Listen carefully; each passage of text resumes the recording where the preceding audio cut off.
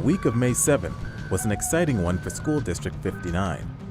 The district brought life back to a work experience program called Heavy Equipment Experience. The program gives students the chance to work as a heavy-duty equipment operator in working within the forestry industry. They were picked up by bus every day at 7 a.m. and brought to the site.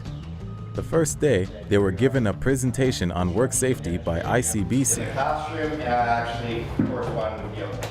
And then paired off with a mentor for the day. We got the chance to talk to a few of the organizers of the program, Mike Reedman and Sherry Mounsey, who gave us a little background on the program and explained why it was so important to have this program in the community. We've been looking at opportunities for kids for a couple of years now in a whole variety of different career sectors. And we heard about a project in Fort St. John called Project Heavy Duty, which is really very similar to what we planned here for this week. And Sherry Mounsey, our career coordinator from Chetwin, she and I have visited the project in Chetwin, and we went down to Prince George to visit a program called Heavy Metal Rocks there. A little bit different setup, but really the same purpose of getting kids in the seats of a range of heavy equipment so they have a little bit of a sense of whether that's a career path they want to pursue.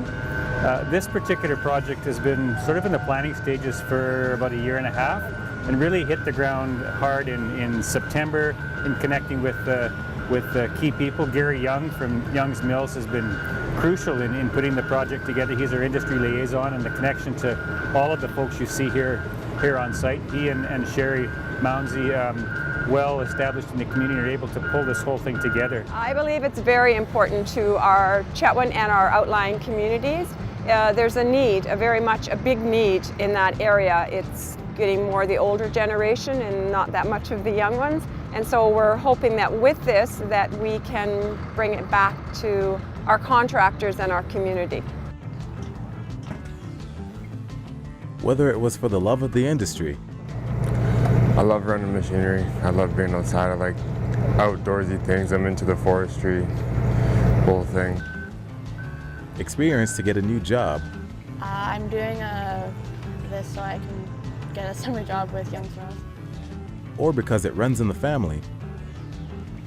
I've been interested in equipment all my life, pretty much. My dad and my family valve on it, so when the opportunity came up, I just jumped on it. Each student had their own reasons to join the program.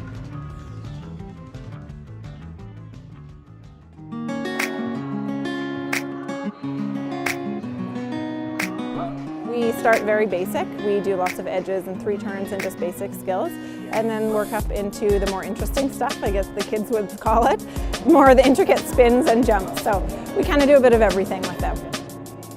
I'm doing doubles, so that's like a higher jump, and then just like spins and footwork and stuff. Yeah. What's the hardest part about those? Definitely the double loop. Yeah? Yeah. Why? Because you have to go up on one foot and do 2 rotations in the air and then land on the same foot.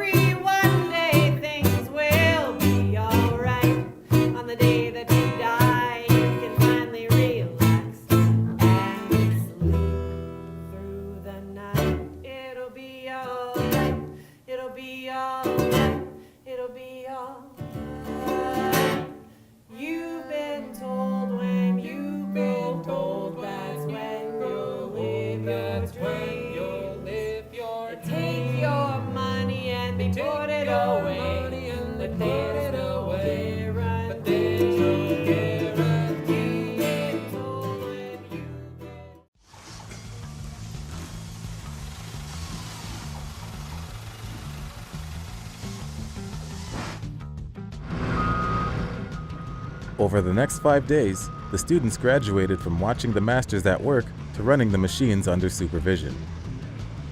The mentors were a huge part in making the program run. Brock Hayward, a forestry veteran of 35 years, explained that helping with this program was well worth his time. Well, working out in the bush and that in different industries, we're not seeing the young people coming out because there's basically no opportunity for them to get out to the bush to run this equipment and that. So I figured it was well worth my time to come, give them a chance to see if this is what they would like to do. With the forestry industry being so vital to the Peace region, it was surprising to hear that the younger generation wasn't looking into this as a viable career. Kevin Dowds believes the reason behind it is simply because for a small while, it was an industry many feared was dying out. Well, I think it was, for a while there, it seemed like an industry that was slowing down. I never encouraged any of my kids to get into it because I figured, you know, like it might be an industry dying out, but then see, it's actually still pretty strong now, and there's some an older vintage of loggers that are, you know, they're going to need to retire or whatever, and I think there's a need for a younger blood sort of to be out there, and I figure I can pass on some pointers and helpers to help them be successful. As the week went on, it was clear to see the students were catching on to running the equipment with ease and confidence. Talking to Chris Hayward, he made it clear that the program wasn't only going to benefit the industry, but the future of the students as well. I really do. I think there's a big issue with a lot of kids not knowing that this industry is out there and these careers are available. By them coming here and seeing what we do and what these machines do, it gives them the opportunity to try it out and see if it's a career that they'd like to pursue. I know a lot of them have said so far that they didn't know that these jobs were in our town and in the area.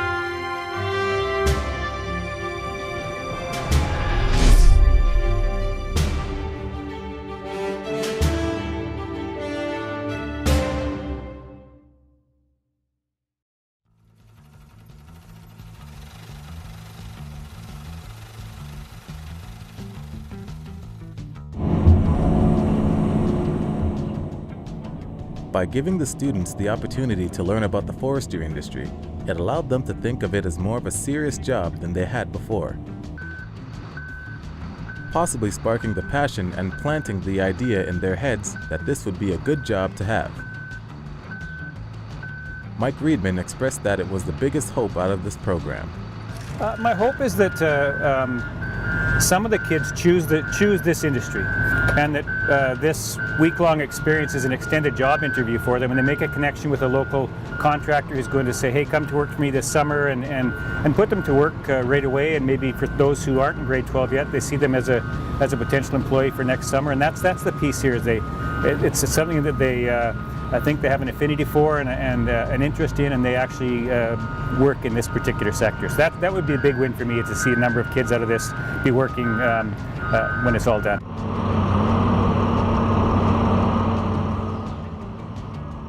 We got the chance to talk to Shane Waldy, a contractor working with Canfor, and he told us why this program needs to come back and why it's essential for Chetwynd and surrounding areas. Absolutely. I think it should continue, and actually, even I think in the future I would like to see some more things added, like trucks and things like that as well, because that's a really big part of our area is trucking industry. So I think it's great. Like, I mean, I'm willing to help out for a couple of years until we run out of room, I guess, here. But yeah, for sure, I think it should continue for years and years to come. Shane's company donated the site and a few pieces of machinery to the program. He let us know why the local workforce was essential in a company's growth, but also how the program was helping with that. Well, I'm a logging contractor in Chetwynd. I work for Canadian Forest Products Canfor here in town, and I've always thought this would be a great thing for Chetwynd, or for the area, because Chetwynd's a small town, so it's hard to attract people to move here. So if we can start working with the young people that want to be around here and that might be interested in doing this, it's good for us. So yeah, we donated the land and a few pieces of the equipment. So yeah, it's good. I think it's great.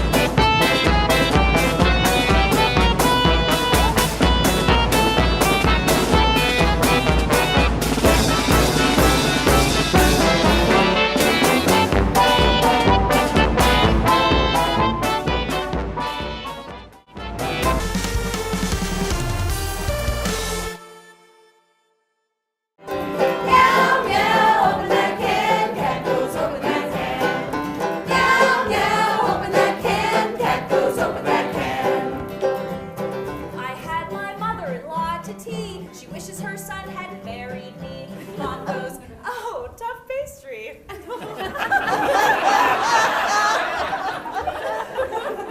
Girl goes, ew, that's gross. Son goes, I'll get a Big Mac. Man goes, beans again. Dog goes, now. Fish goes, bubble up. Cat goes, open that can. Meow, open that can. Cat goes, open that can. Meow, open that can. Cat goes, open that can.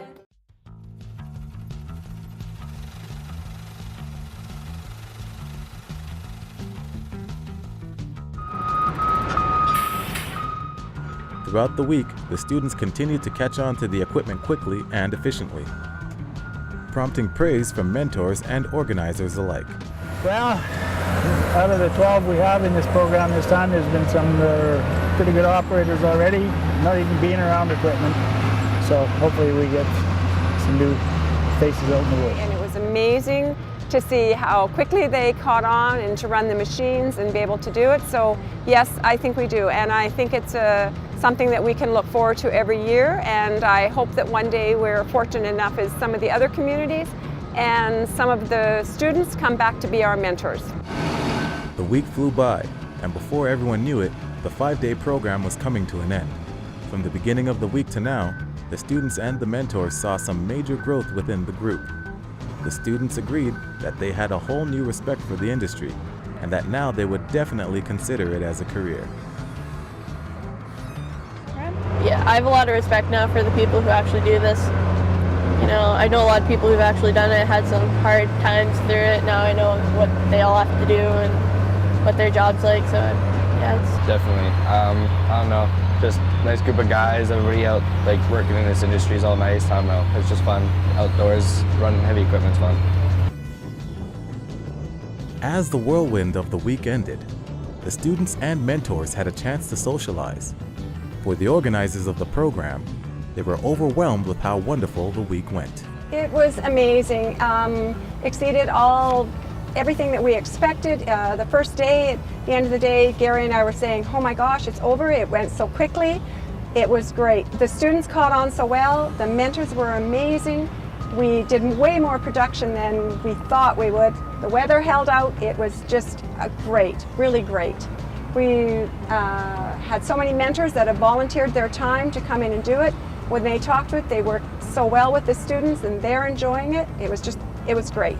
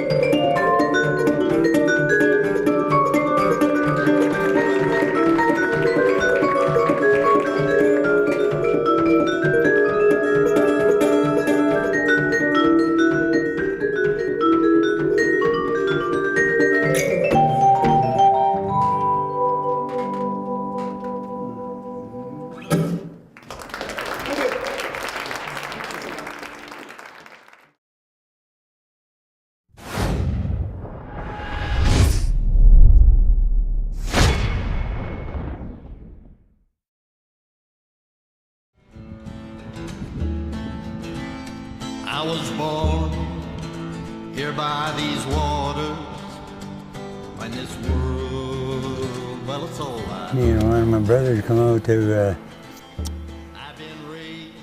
looking for work, and you could get 80 cents an hour in the bush in Alberta, and you get $1.25 here, so we just kept coming west. That's why we came here. Never seems to want to slow down. You know, he was actually clearing land when he was 97 years old. Really? He broke his last horses to drive when he was just about 90. Yeah, and he was, like I said, he was on his tractor doing some tilling this fall. So he's only a few months from 100. Always the horse logging and horses. Everything you hear about Jim always comes back to horses, one way, shape, or form. Any piece of advice that you can give To what? to your grandchildren, your great-grandchildren, your great... Well, one of the best thing you can do is be honest, you know, and don't try and do, you know, rob people or whatever. Honesty is the best way to live, as far as I ever could figure out. Here in peace and wonder, leave me here till the good Lord comes.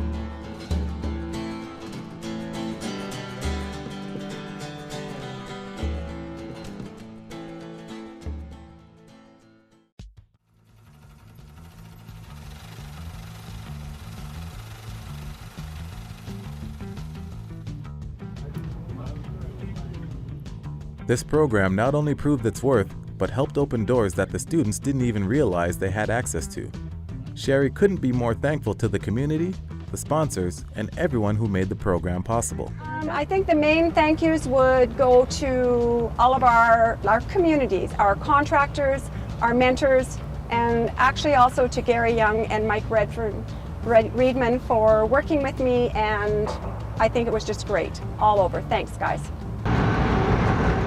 Everyone walking into this program wasn't sure what to expect, whether it would be a success or a failure, or if they would reach out to the younger generation. By the end of the week, the success of the program was seen radiating off everyone, student, mentor, and organizer alike. Students left with a newfound passion and respect for the industry and those who run it. The mentors left with a sense of pride for what they had taught, and organizers left with the proof that heavy equipment experience would be around for years to come.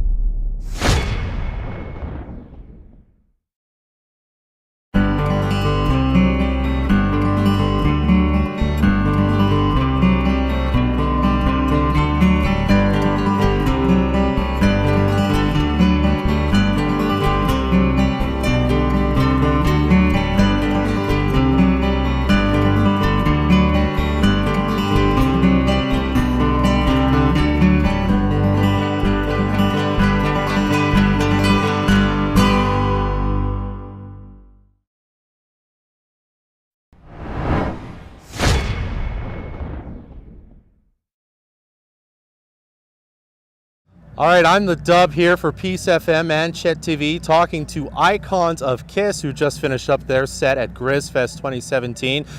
How is it to play a festival as opposed to, say, an arena or a small venue like this, would you say, guys? Is there a lot of differences? I would say that it's more fun for us, especially for all ages shows. It's fun to have the kids out, and it's just a lot of fun to share the bill with other bands.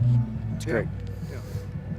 So it's like a musician sort of a camaraderie, you know, with other bands especially. So the heat sucks, but it's a nice day. People are having a great time. Sure. Particular, yeah. Cool, cool. Have you guys played in the Peace before, or this region of North British Columbia? No? I haven't. We played Sun Peaks a couple of times, and you know, festivals around that area. But this is the farthest north that we've gone into BC, and we're loving it out here. Beautiful country. Absolutely. Looking for some bears as usual. Actually, I'm looking to avoid the bears, but whatever floats his boat, right? Are you gonna have any time for sightseeing while you're here, or are you on to the next thing right away? I pretty much have to leave right away tomorrow. Yeah. Tomorrow morning we got a long road back, so. And where are you off to next? What's next on the schedule for you guys? We're in Edmonton at the Century Casino on the 26th, I believe, and then the Deerfoot Casino in Calgary, and things are picking up. Got some things happening. Well, thanks so much for doing this, guys. I really appreciate it, and congratulations on the rest of your tour. Appreciate it. All right. I'm the Dub for Peace FM. We'll be right back after this. All right. So let's rock and roll all night, party every day.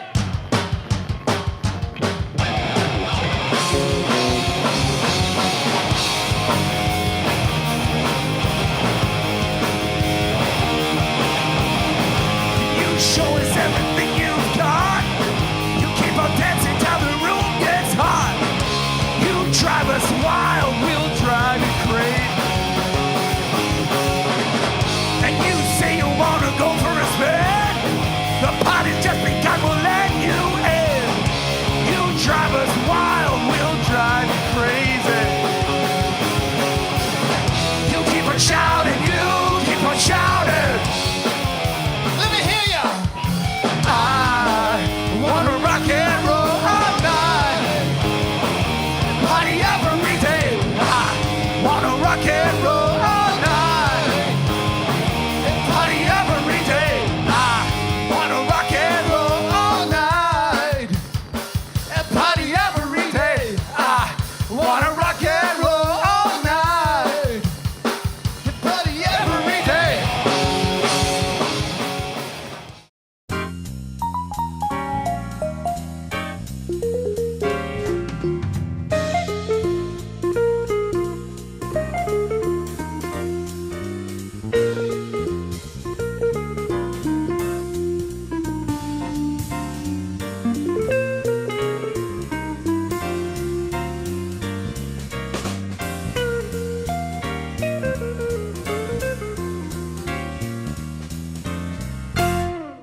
You also talked about your grandchild. Is right. And that's Molly. So when you have a granddaughter who has music in her, from the time she was born, she had music in her, she inspires a story.